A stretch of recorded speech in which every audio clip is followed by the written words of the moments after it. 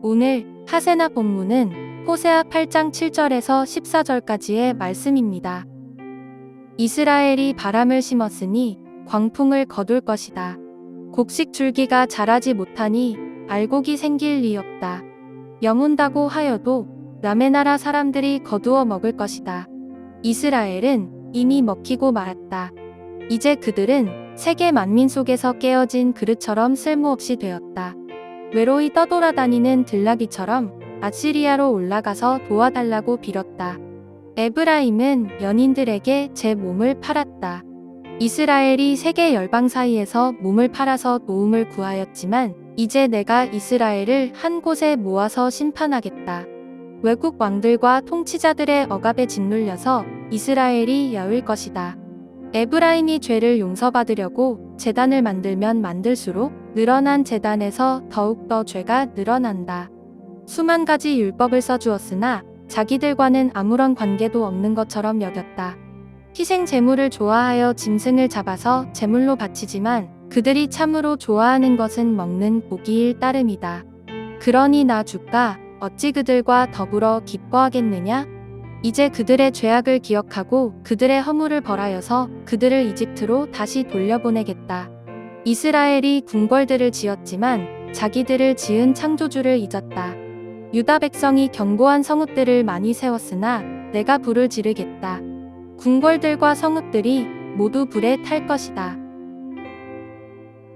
오늘 말씀은 계속해서 이 복된 생활을 뿌리친 이스라엘의 모습이 등장을 합니다. 오늘 말씀에서 먼저는요, 이스라엘 백성이 이 자신의 정체성을 상실하고 강대국을 의존하면서 생존을 모색한 모습이 등장합니다. 호세아는 이것을 두고 그들이 강대국에 자신의 몸을 팔았다라고 말을 해요. 하나님은 이러한 이스라엘의 태도를요, 몹시 불쾌하게 여기셨습니다. 결국 이스라엘은 어떻게 되나요?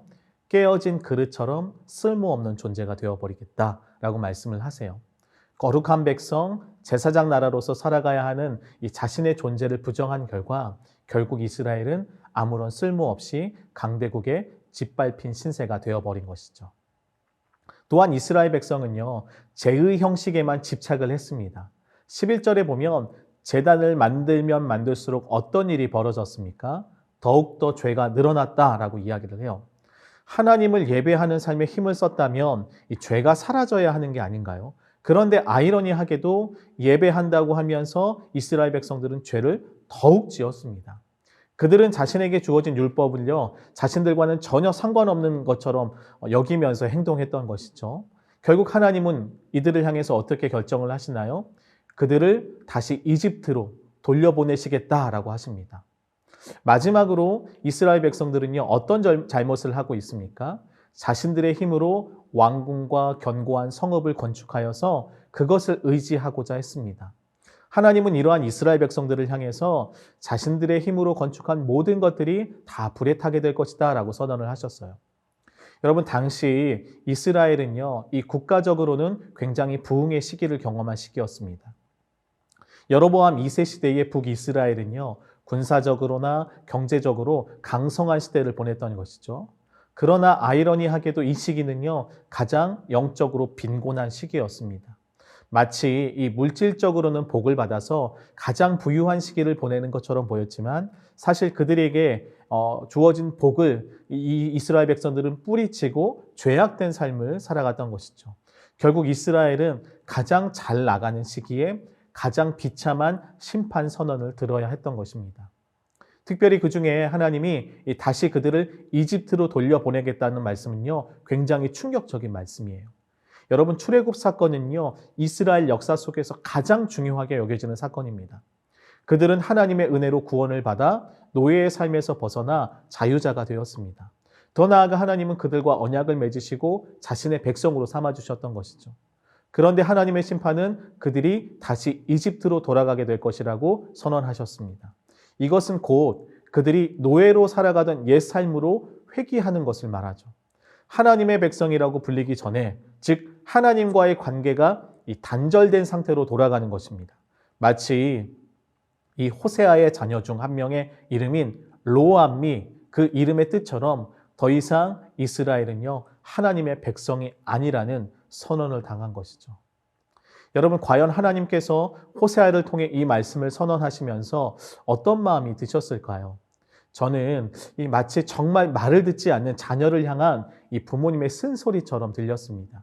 여러분, 부모님께서 자녀들을 향해서 가끔씩 이러한 말씀을 하실 때가 있어요. 말을 안 들을 때. 너는 더 이상 내 자식이 아니야 라고 하실 때가 있는데, 과연 이 말씀이 부모님의 진심인가요? 그렇지 않습니다. 정말로 너무도 속상하다는 그 마음을 표현한 것이죠. 마찬가지로 하나님 역시 이스라엘 백성을 향해서 동일한 마음이라고 생각이 들어요. 하나님의 본심은 그들을 벌 주셔서 완전히 버리고자 함이 아닙니다. 도리어 사랑하는 이스라엘 백성이 이제는 제발 돌이켜서 그들과 함께 하고자 하는 이 하나님의 간절한 마음을 알아줬으면 좋겠다라는 것이 이 메시지에 담겨져 있다고 저는 생각을 해요. 이스라엘은 이러한 하나님의 간절함을 알아차리지 못하고 자신들의 마음과 뜻대로 행동하면서 죄악의 길에서 벗어나지 않았습니다. 도리어 그들은 형식적인 제의를 통해서 적당히 하나님 마음 달래주고자 했던 것이죠. 여러분, 오늘날에도 우리 주변에는요, 수많은 교회들이 있습니다. 그 수많은 교회에서 오늘도 수많은 예배들이 드려지고 있어요. 그러나 안타깝게도 세상의 많은 사람들은 그 교회들을 비웃는 현실을 우리는 마주하고 있습니다. 세상의 소금과 빛이라고 자부하는 교회와 성도들을 향해서 과연 너희가 세상의 소금과 빛으로 살아가고 있냐고 조롱 섞인 질문을 우리에게 해오는 게 우리가 마주하는 현실인 것이죠. 이러한 시대 속에서 오늘 우리에게 주어진 말씀은요, 굉장히 큰 울림을 준다고 생각을 합니다. 여러분, 우리가 가장 먼저 회복해야 하는 것이 무엇일까요? 바로 우리는 주의 은혜로 구원받은 하나님의 자녀라는 것을 우리는 기억해야 돼요. 우리가 하나님의 자녀로서 하나님의 마음을 잘 헤아릴 수 있어야 하는 것이죠. 그렇게 우리가 하나님의 마음을 헤아릴 때에 우리는 세상을 살아가면서 세상을 따라가는 것이 아니라 세상을 살아가지만 하나님의 자녀답게 살아갈 수 있게 되는 것입니다. 오늘 하루 하나님의 자녀로서 우리에게 있어서 진정으로 복된 삶이 무엇인지 좀 기억하시면서 세상 속에서도 하나님의 자녀답게 살아가는 우리 모두가 되었으면 좋겠습니다. 오늘의 하시조는 교회 실물과 팬 모임을 위해 기도하는 것입니다. 모임을 통해 주님의 뜻을 더 깊이 알아가고 서로를 섬길 수 있는 공동체가 되기를 기도하고 또한 참여해 보시기를 바랍니다. 오늘의 하시조 함께 하시죠.